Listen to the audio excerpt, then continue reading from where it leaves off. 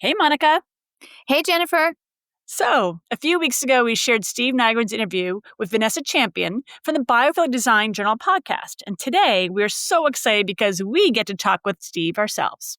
Yes, this has been a long time coming. And while I know most of our listeners are already familiar with Steve as the founder and visionary behind Serenbe, it's that community 40 minutes outside of Atlanta built on biophilic principles where I live. So I've worked on the Serenbe team for years, and it's actually where I first learned the word biophilia. So for all our listeners, we can thank Steve for the podcast existing in the first place. I love that. And I'll add, when Serenbe first came onto my radar, I was already exploring the connection between health and nature, but seeing it all come together at Serenbe was just mind-blowing to me. If you haven't been already, it's definitely worth a visit. Serenbe is truly a living laboratory for biophilic design. And the timing is perfect because we finally got Steve on Biophilic Solutions right as he is about to release his new book. 1 week from today, actually. It's called Start in Our Own Backyard, Transforming Where You Live with Radical Common Sense. Part memoir, part guidebook. It really offers a thoughtful blueprint for building sustainable, connected communities and being more connected with nature. Yes. And what I really love is that backyard is both literal and metaphorical here. It's really about looking at the spaces where you have influence, no matter how big or small, and starting right there. Exactly. And I have to say, Steve's energy and optimism are just contagious. They always are. So we cover so much ground in this conversation, from his origin story of Serenbe to Steve's long history as a placemaker way before he ever called himself a developer, to how each of us can find the agency to make a difference starting right where we are. So let's dive right in with our conversation with Steve Nygren. Hey, Steve. Good afternoon, you all. Boy, it's great to see these two smiling faces together. I know. It's so good to see you because I'm not with you all. I know you guys see each other all the time, but I'm so happy that I'm on this camera with both of you. Yes, and we just have to get you physically here more.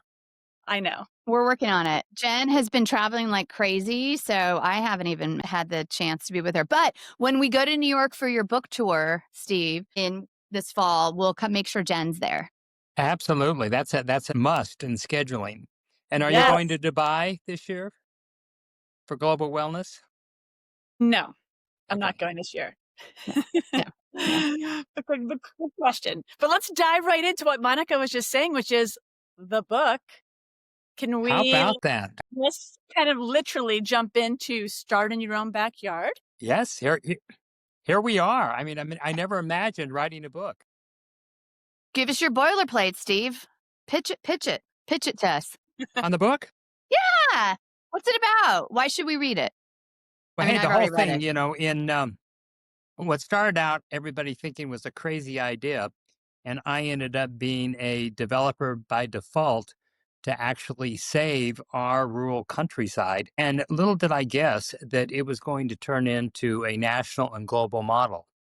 And so, we were just in the doing stages and then trying to identify what we were doing. And when you do that, it's really a lot of common sense. We didn't have to discover something new. We just had to look at the way we lived maybe 100 years ago that made a lot of sense. I mean, what is unique about connecting people to each other and to nature? Well, on second hand, it is so unique we don't do it anymore. And so I realized that we need to just share that this wasn't complicated, but also in this time when a lot of people are losing hope.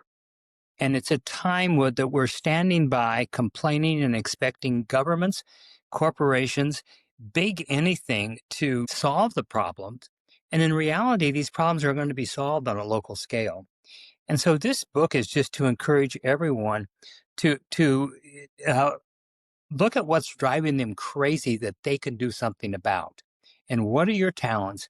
And step into those talents wherever you have influence. So that's why I call it your backyard, because your backyard is really where you play, work, and connect.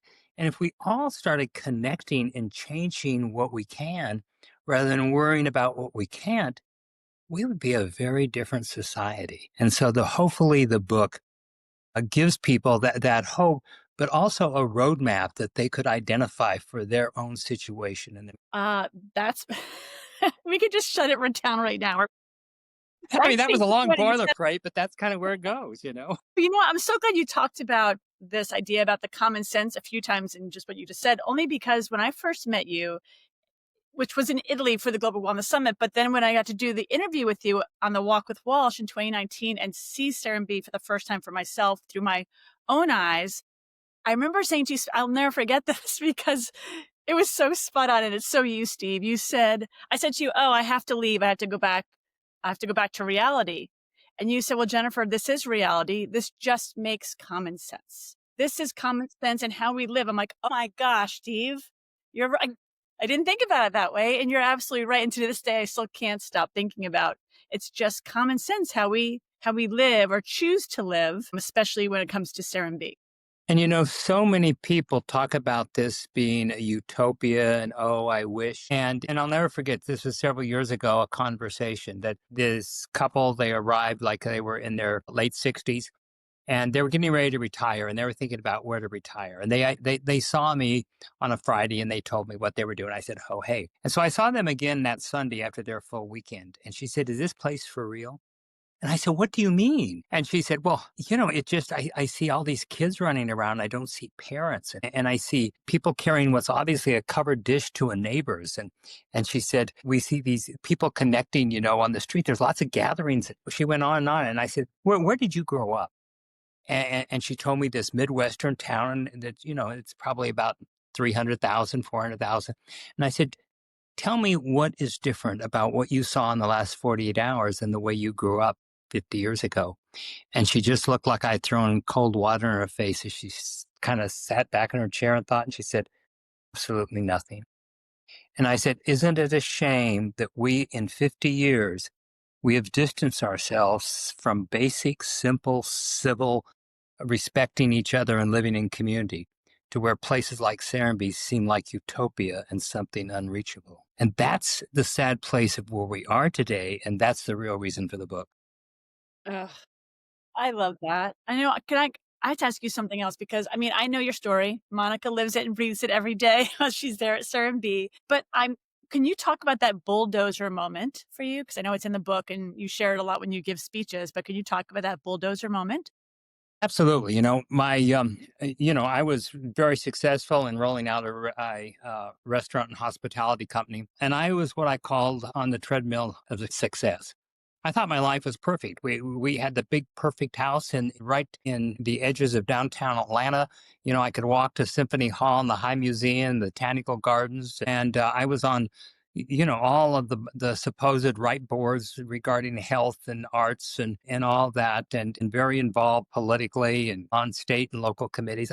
Life is exactly what life success was measured by that yardstick. And then on a Sunday afternoon, we took a drive to the country to show our kids farm animals and open land close to Atlanta with no intentions of buying anything. They had the Shetland pony saddled and we bought the farm.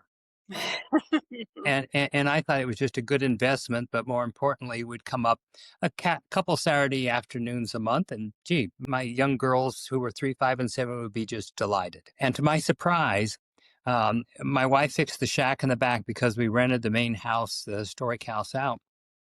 It's where everybody wanted to come every weekend.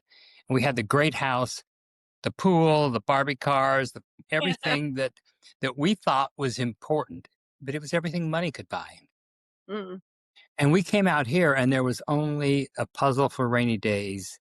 And we were nestled into this little tiny cottage and connected to the woods.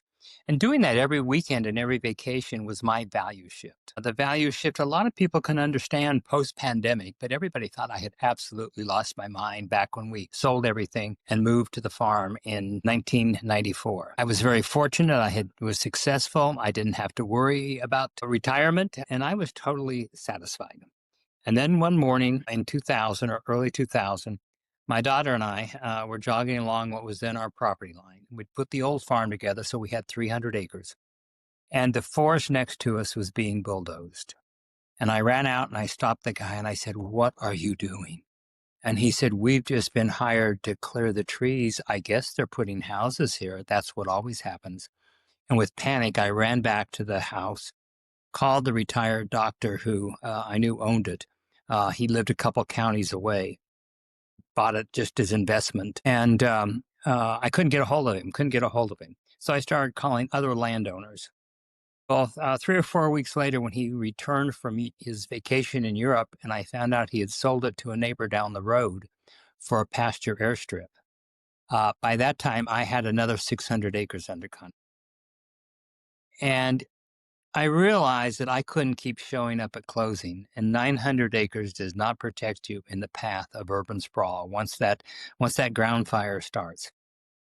And so, we first thought, well, we'll create a model.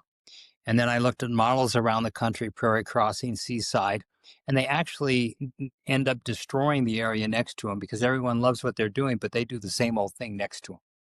And so I realized we had to think bigger. And so we spent the next 2 years bringing 500 landowners together that resulted in one of the largest land changes in recent history for Metro Atlanta. And that was the beginning of me becoming a developer by default. I had no intentions of doing this. And my dear friend Ray Anderson, who assembled 23 thought leaders, and at that point I had no intentions of being a developer. But all of a sudden we realized that all these experts in energy, water, land, agriculture, there was no one applying a lot of the principles to a community basis on a piece of land. And so Ray, after about 6 months of me resisting and going to see other places, still looking for Daddy to come help me save the land, he said, no one is. That's why it's time for you to do it. And so I stepped into that role and haven't looked back. Well, and Steve, in your book, you sort of quote, Superman isn't coming, which I think is a great, just cultural touchstone. And you really talk about local action. And I do love that your backyard is a proverbial backyard, right? We talked about, like, if you have our governor here, his whole backyard is the state of Georgia, a senator, same thing, but we sort of kind of have to think down to sort of our level, like, what is my backyard and where is my sphere of influence? So tell me a little bit about local action, because that's exactly what got you going. This was 20 years in the making, in a sense, right? Because Serenbe is having its 20th anniversary. But I would purport that this is 60 years in the making because you've been a placemaker your whole life. So can you just give us like a couple examples pre-Serenbe with your hospitality years of sort of, in a sense, how you took local action? Absolutely. And you're right, Monica. It is 60 years in the making. And I point that out in the book that no one intended to make our kids sick. No one intended to eat up all of our land. It's all a bunch of decisions that have been made over the last 50, 60 years. And now we're experiencing unintended consequences.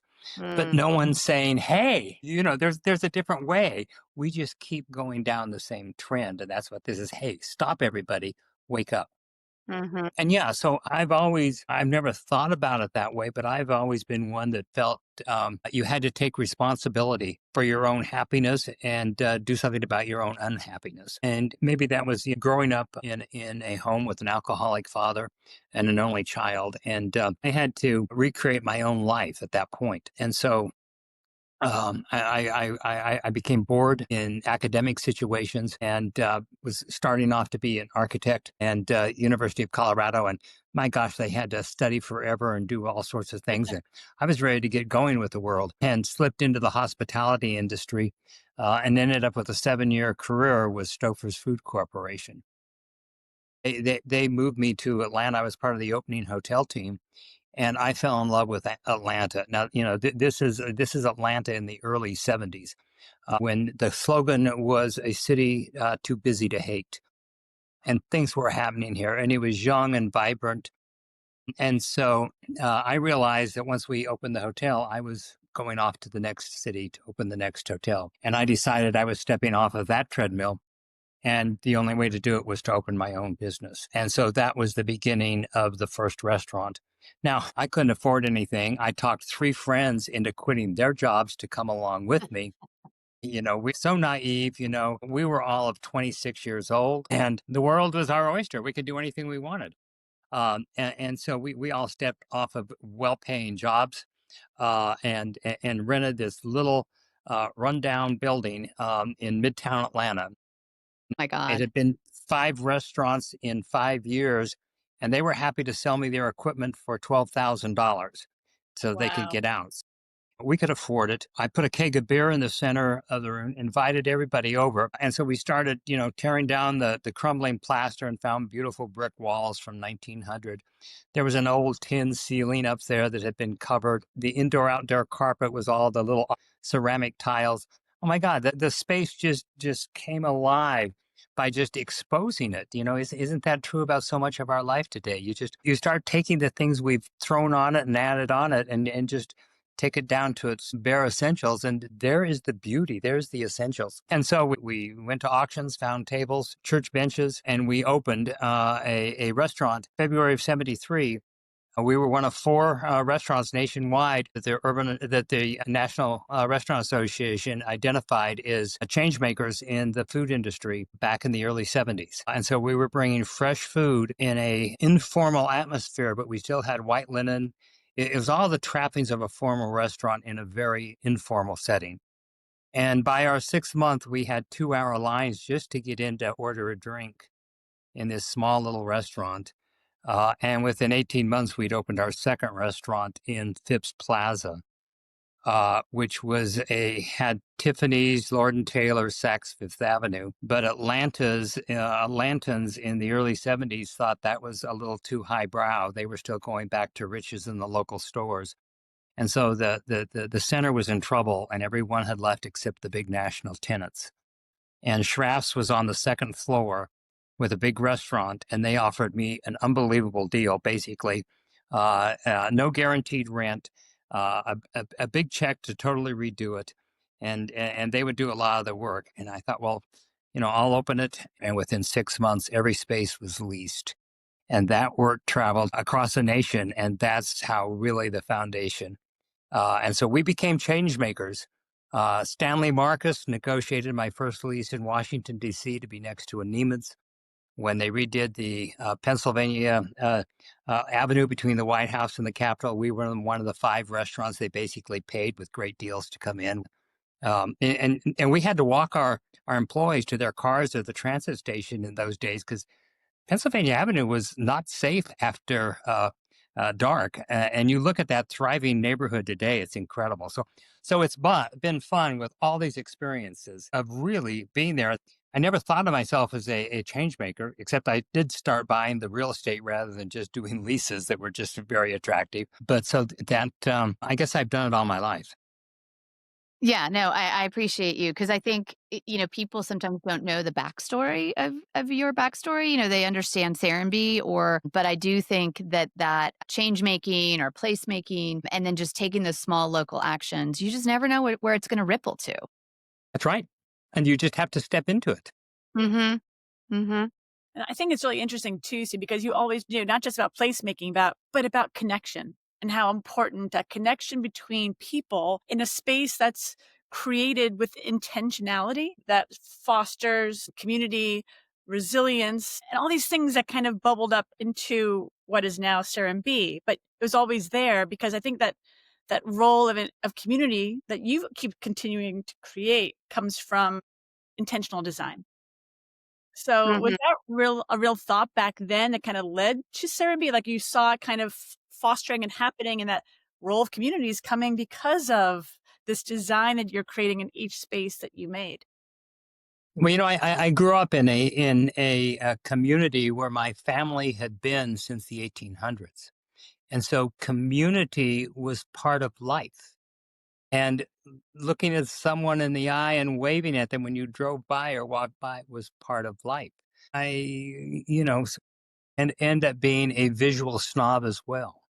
And I don't think we always give beauty, the importance that it needs when you're developing anything. If you look at 100 years ago and the buildings that have survived, we really paid a lot of attention to design and how it felt and how you made it feel.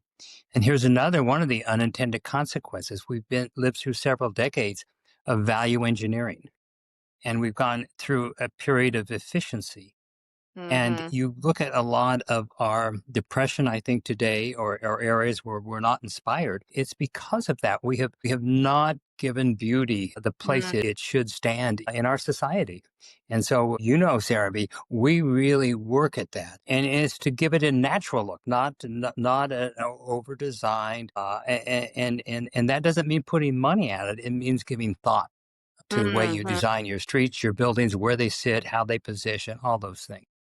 Mm-hmm. Well, and I think, Jen, your point about connecting and community, I always think, or sometimes when I talk about Serenbe or Steve, and it is that he sort of, this is a little harkens back to his hospitality, he sets the table Mm. with the placemaking of Serenbe, the way the roads are laid out, the sidewalks, the intentionality of the architecture is very thoughtful. And you're setting the table and inviting people to come, right? Like, we don't have gates. There's no, people are always like, how can I get in? I'm like, you just drive in like Drive. any other town, but I think again, people are confused. They don't know how to label Serenbe. And Steve, talk a little bit about that, because I think, I don't want to say you've struggled, but other people struggle. We all categorize things, right? It's just by nature of what we do, because when we categorize it and we put a name to it, we understand it. And so people have called Serenbe all sorts of things. It's a conservation community, a sustainable community, an agrihood. But tell me where you sat when you were building it. You didn't really have a label. Well, number one, I woke up one day, 20 now, 20, got 4 or 5 years ago, realized that we were going to be developing. And Mm-hmm. as I said, Ray had pushed me through passion. I look back now and realize why everyone thought I was crazy. Why people have confessed now that they were laughing behind my back and they Oh. were too polite to let me know. And it had to be absolutely ridiculous to think that we were going to turn a forest on what was considered the wrong side of Atlanta. Mm-hmm. And it was there because there was no infrastructure. There were bad schools. And yet I was announcing we were going to build a community. And I love it when our neighbors who have been here now for 7 generations, 8 now, and they were one of the first kitchen tables I went to. And I said, we have to look bigger and bring in the community together. And that we were going to, I thought we could do a model, and we were going to build houses and a coffee shop and art galleries in our land. They, I guess, knew me well enough. They got excited about it. Now these are people that are, now, gosh, they're reaching 90. They are 90, Mm-hmm. and so this was 20 years ago, and so they were sharing with their children. And the daughter called her brother and said, I think mom and dad are starting to lose it. They think there's going to be a coffee shop in the woods, and so this is what everyone thought I was losing it, and how could that be? But when you start focusing on what needs to happen, I knew if I didn't do something, that this area was going to turn into urban sprawl with asphalt, and we were going to lose what we had. And so I focused on that we needed to do something rather than the fact I couldn't do it. It was Mm. more, how can I figure out how to do it? And you just do that one step at a time. If you look at the big picture, many times that will frighten you. But that's where we are as a society. We're frightened right now. We tend to back ourselves into a corner, and then we're clawing at each other like a scared cat. And Yeah. so that's not where we should be. Step into action. Even if you fail, you're going to feel better about yourself and the situation. And that's simply what we did. And so, I had, Ray had brought his dream team down just when we had the bed and breakfast. And so I got to know some of the environmentalists just as friends. And, back in those days, Marie and I were running the bed and breakfast. I was usually serving tables in my bare feet, and I was just overhearing conversations. It's amazing. Service people, they get to hear a lot of things. Mm. And so I was bobbing in and out of these conversations on environment. I really didn't realize how much I was absorbing of it. And so when we set out to develop, obviously this wasn't to develop, this was to preserve. And so how do you Mm-hmm. go about preserving this? And yet none of the big conservationists were anxious to give me money, because they were all in front of the bulldozers where it was already happening. That's the trouble. We're always trying to catch up. And so I had to find a solution that wasn't foundation or government money. And my gosh, it was common sense that Mm. if you're going to develop, that should trigger preservation. And how much could you do? And so we stepped into this through just common sense. It wasn't an idea. It was, okay, how can we do this? Because we can't do it this other way. Mhm. And we never imagined that we would be saving 70% of this 60 square mile area. Just think of that, Jennifer. I think that's, 3 times the size of Manhattan. Imagine if Manhattan was primarily a park versus primarily development with a park in the middle.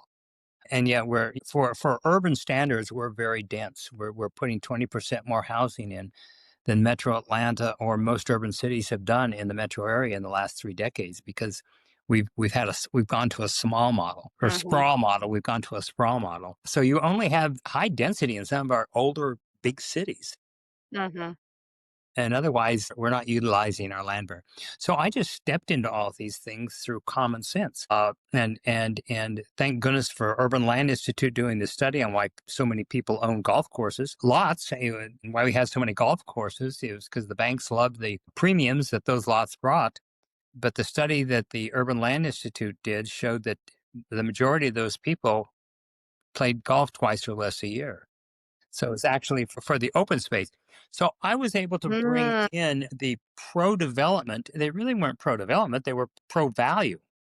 And I was able to convince them we could maybe get more value by saving the forest and the farms without the expense of putting a golf course in or to maintain or what have you. Mhm. So we just looked at common sense to talk to people about what they thought was important. It wasn't to convince them of anything. It was to say, what's important to you? Well, how could we have a plan that would give you more than of what you want? And the Mhm. same thing with everyone that pushed back and that show up at zoning meetings to fight development. We said, hey, if you could save 40% of this land, would you support development? Oh, heavens, yes. And Of so course. that's how we were able to bring diverse groups together by giving them more of what they cared about rather than convincing them to have less. And that's the society we're in today, is we think that to do something right means it's going to cost you or you're going to have less and it's going to be a sacrifice.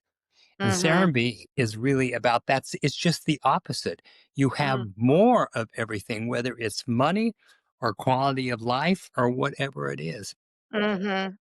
It's so simple when you boil it down, but how in the world are we in this rut that we can't see that? Yeah.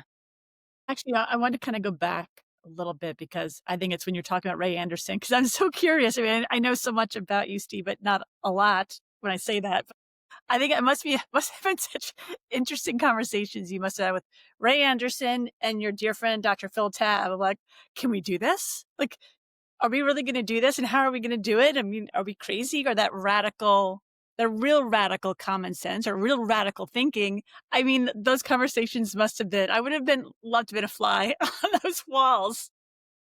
I so wish that we had had the cell phones that we have today. I mean, just 20, 25 years ago, we didn't capture all of this.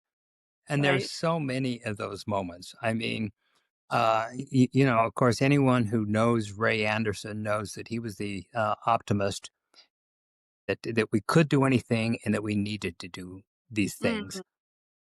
Mhm. And so the conversations with Ray were always a prod, many Mhm. times an uncomfortable prod to just step in. Mhm. And then, of course, Phil shares his my first call to him, because it was the Rocky Mountain Institute then that helped me find someone who understood the English village system. Because as I was realizing we were going to develop, the only thing that I had seen that came close to what I thought we should be doing was the countryside of England. We had Mm. a dear friend there who Marie had adopted as her grandmother. And so we went every year, took the family, in England. It was great because it was a language they understood, but a complete different culture. And so that became kind of a touch point.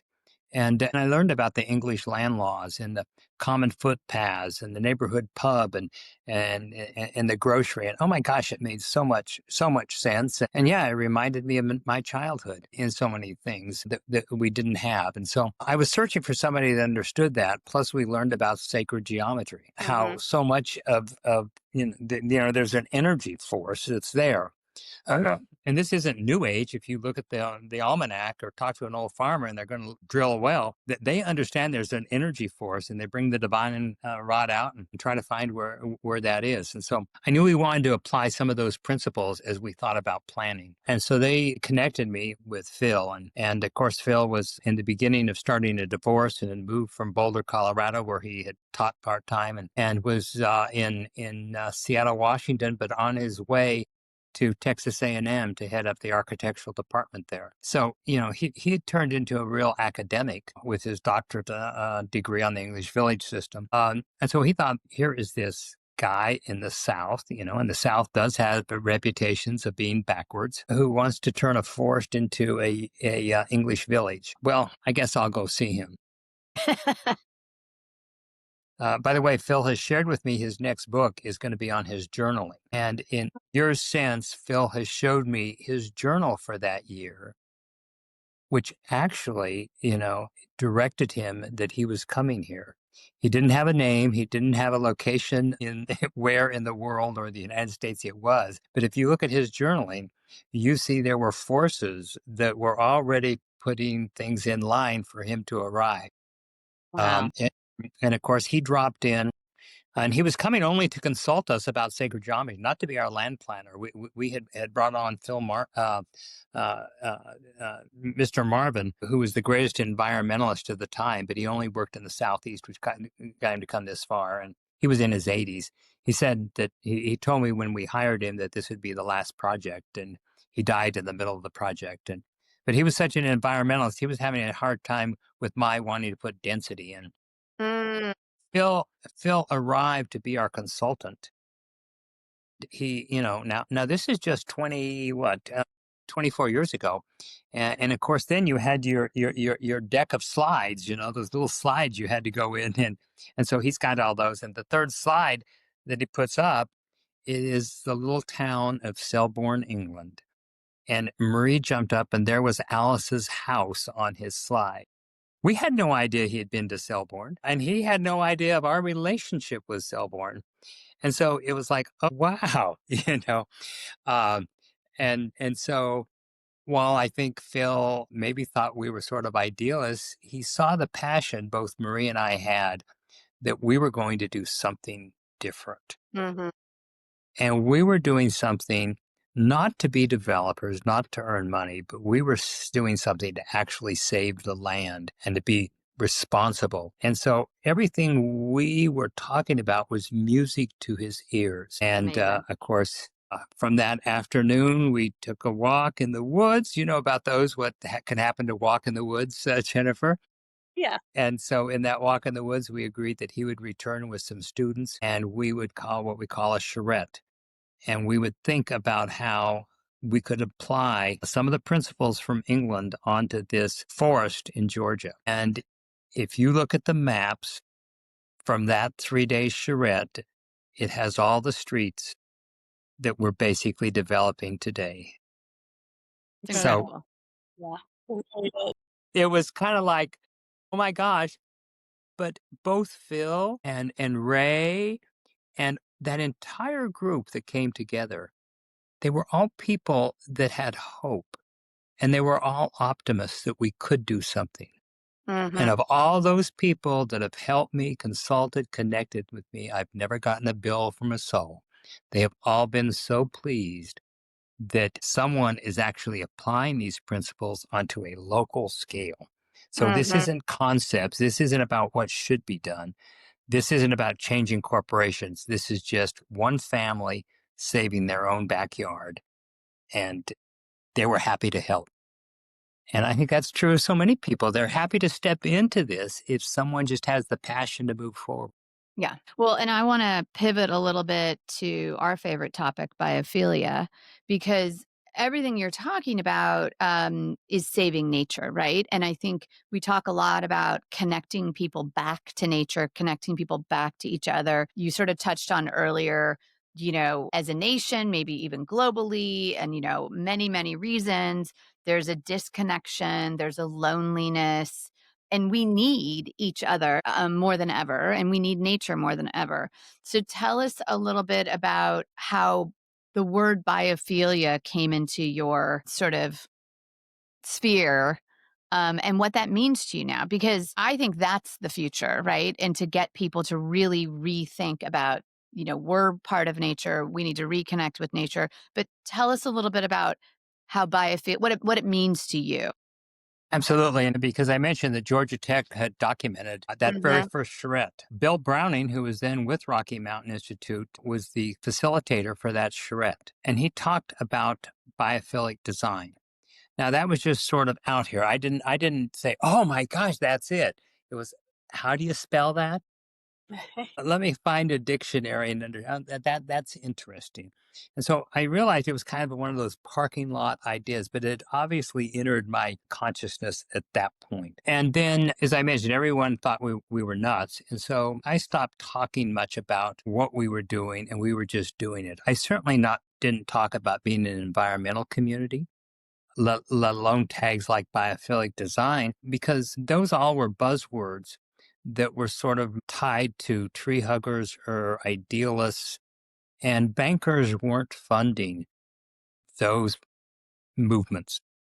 Hmm. And I was just trying to save our backyard. I wasn't trying to be an environmentalist. And so we just put our head down and started doing. And in that, we found out the market was responding. It was hard to define it, but people would come and they would understand. And now, Mm. luckily, I had been very successful in the restaurants and changing places in Atlanta, from Midtown Atlanta to Decatur and all. And so I realized I brought a certain level of among people who had followed me through those years in the restaurants, and they were willing to show up and put reservations. And so we just needed 20 initially. And the bankers and the finance people had turned me down and others laughed at me. Once we put those on the market, they were reserved within 48 hours. And so that was my first awareness that the people want something that they haven't even defined.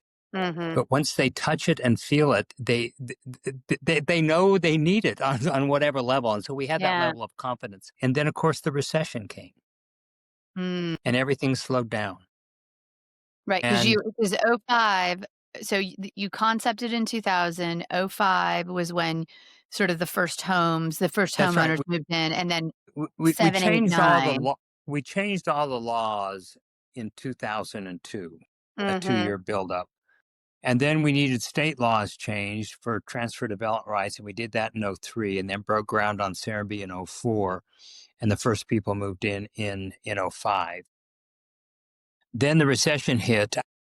I couldn't I couldn't put infrastructure in fast enough in 2004, 5, and 6.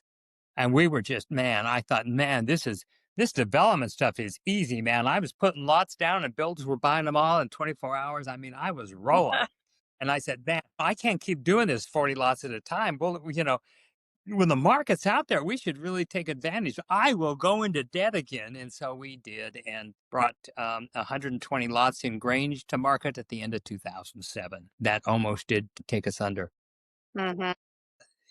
Coming through that, the financial people, all the analysts realizing that walkable and environmental communities were some of the first to step out of the recession. So by 2012, the Urban Land Institute had published a hard copy book on the 10 top environmental communities in the United States. But we were the only one with density. They were all true environmental, preserve the land kind of thing in development. Also, this is the New York Times reporter had done a story on us putting a farm right next to housing. Now, no one had done that in the last 50 years, and she tagged it agrihoods. And of course, that became a movement if you look. And so we're identified as one of the top in the beginning of the agrihood movement. And then because of the density, many people refer us to the new urbanism and Mm. everything that Robert Davis and Andres Dewani had done with Seaside that launched that. Well, there are components of all those, but none of them described it. So people were showing up expecting one thing, and they got that plus several other things, and people were really having a hard time. And so I was struggling, what is that word? And about that time, I was on at a conference speaking, and the speaker right before me was Tim Beatley talking about biophilic design. And I thought, biophilic design, Browning, biophilic, My God, that is it. It's all living systems. And this is how you save nature. And this is how we save each other. I mean, we forget we are the living, one of the living animals within the sphere. And we are connected to everything else that is alive. And when you start thinking about it in that way, it really changes. And you realize that's absolutely everything we do. Whether it's arts programming to touch our spirit, whether it's growing our food, everything is connected. Everything that's alive is connected.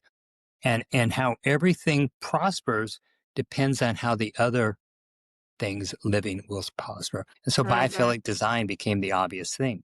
Of course, Monica knows only too well when we wanted to start helping share this and decided to create an institute. We wanted to name it Biophilic Design. Everybody says, "Oh, who will ever be able to spell that? Remember it?" I mean, it was just like, I was like, and we uh-uh. had we Nope, had a no key can do. marketing person to help us. No, that is the stupidest thing I you've was like, ever that's the done. worst word. And how far that's come. So you see, it has a Really? lot of mono because we're hungry for it. And so when people hear it now, they're curious. They look at it, and gosh, you see it popping up everywhere. Well, and dig in a little bit because I guess we could say that biophilia is a radical common sense idea. Because I think of one, I mean, we went through a ton of titles, you know, for the book, and so we talked about putting biophilia in the title. We talked about one of the radical common sense ideas is blueberry bushes, planting native landscaping, planting edible landscaping and putting blueberry bushes on all the sidewalks. But talk a little bit about radical common sense, the term itself, because I think of it as a little tongue in cheek, right? These are common sense ideas that should be very simple, but they're radical because nobody's doing them. But maybe I'm misinterpreting. Tell me a little bit about that and then give me some examples of radical common sense. Well, that's it exactly, Monica. And it's only radical because no one is even remembering how we used to live. Mhm. It's radical because no one's standing up and saying, why are our children sick? Why do we have asthma? Why is cancer rapid? Why, as a developing nation, are we less happy every year than we were the year before? And why are we going the other way? Why? And this is why it shouldn't be radical. But it's radical to start asking these questions and challenging people to do something about it on their Mhm. local level. And that's what makes it radical. And the only thing about radical about biophilic design is the fact that we have to name common sense things of taking care of where we live and each other. It reminds me of when I was hiring a gardener for our inn. Um, and we put the ad out, and so I was going through, and she seemed just wonderful. And then I said, it was kind of wrapping up, and you realize we do everything organically. Mhm. And she says, "I'm sorry, I don't know what that is." And I said, "Well, it really means we don't use chemicals and we use natural this that." And she's, "Oh, well, that's the way my grandmother taught me. That's the way I garden." See? So we've had to put fancy names on common sense practices because it's so foreign now to our current day life. Mhm. Yeah. Oh, that's so true. And how radical it shouldn't be, but it's so radical to get people to change their course and stand up and ask questions Mhm. and decide they're not going to continue being unhappy. They're not going to continue making their children sick. Now, no one thinks about that way, but that's what's happening. Yeah. Sure. The Yeah. critical thinking, the critical thinking gene is missing from a lot of conversations these days. But actually, I want to ask you one more thing because I know we're trying to wrap up, and I know you're on limited time, Steve, because you're so busy doing all that you're doing. But I love seeing pictures of your grandchildren, you and your grandchildren, and I know the book is dedicated to them. Correct? Is that That's what I saw? correct. So, To for like, them and all future generations. and that's my question. So, what would you like the world to look like for them when they're a little bit older? Like, do you have an idea? Like, what would you like to see for them since it is dedicated to them? It is to have respect for nature and each other. And It's that simple. If we could just think about uh, how we would like to treat any other living species and how we would like to be treated within that system. And so that's why, they go out with me, all the time, and they're becoming little environmental stewards, and they each are taking it different ways. They're picking up trash. They're caring about the living systems, and they're having a great time of just playing with their own friends, not having to ask permission necessarily, or to know that they are free to go down the block or into the woods, that their friends are going to be there. And so we're raising kids, not just my grandchildren, but the other 240 kids that are all living here full time. And you can sense hope. It's why pictures never capture Serenbe, because you have to feel it and you have to see the joy, that we've forgotten what a community with joy feels like. I And couldn't to agree. actually see that, you've been here enough, Jennifer. Yeah. Monica lives it. That Yeah. shouldn't be rare. And it's sad for me that their children being raised in this fearful society. And so I'm hoping people start changing their neighborhoods wherever they live, because I know everyone can't move to Serenbe. And that's not the goal. It is to change where we live. And it can be done no matter where you live, whether it's urban areas, you put pocket parks. I mean, Jennifer, you're living in the city with imagine what Mayor Bloomberg did with all the pocket parks and closing streets. There's a good example how this can happen in a very dense urban area that no one ever thought people would go into the streets to I talk. mean, And that's why I think your book is so wonderful, Steve, because it's almost like a toolkit. Like you just It said, you is. don't this big thing. You just like you need a toolkit that you're giving in this book that people anywhere can kind of take small actions that lead to hope and optimism and all the things that we need more of in our lives. I think it's so radically important right now. That's right. it is. It's like, I mean, I was starting to like, we need more hope. I mean, I think we can all agree that the media ecosystem is part of the problem, right? But and we can turn that off as best we can and get outside, right? But I do think it's like really just trying to figure out what kind of change we can make and what we can make a difference.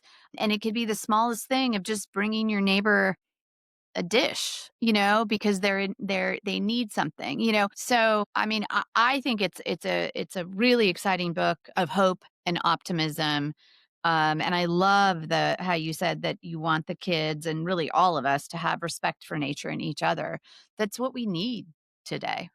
We need to respect each other, and that's just not happening. And I think the built environment and the culture is where we all can make a difference and put out hope. It's important we change the culture.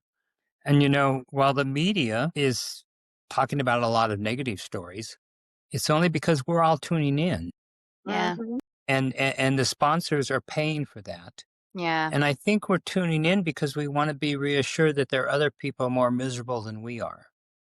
Mm. And if we could just change each person's personal perception of where they live and what they're doing, I think it would start changing that. And that's where we have to start. We just have to start in the very basics of how we personally feel, and then how we can help our neighbors feel differently about where they live. Hmm.